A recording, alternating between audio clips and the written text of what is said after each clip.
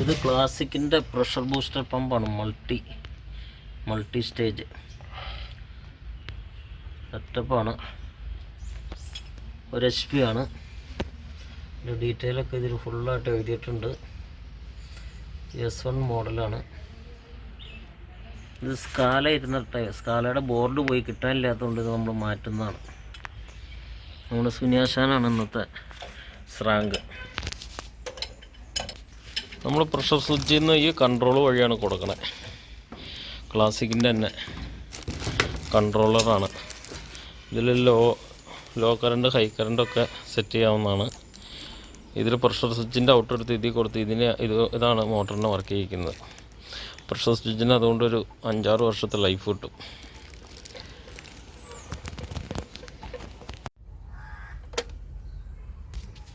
ഇതിൻ്റെ parameters setting ആണ്. Set പിടിച്ച് ഞെക്കുക. ഓയിൽ 10 ആംസ് സെറ്റ് ചെയ്തിട്ടുണ്ട്. ഡ്രൈ 4 സെറ്റ് ചെയ്തിട്ടുണ്ട്. 10 മിനിറ്റ് കഴിഞ്ഞ് കഴിഞ്ഞാൽ റീസെറ്റ് ആവാൻ കൊടുത്തിട്ടുണ്ട്. ഓക്കെ, മോട്ടർ ഓണായി. 5.8 ഓടുണ്ട്. 3 ബാർ പ്രഷറിലാണ് സെറ്റ് ചെയ്തേക്കുന്നത്.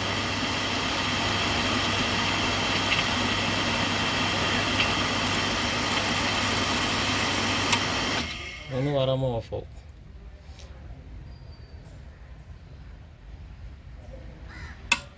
2 ബാറാകുമ്പോൾ ഓണാവും.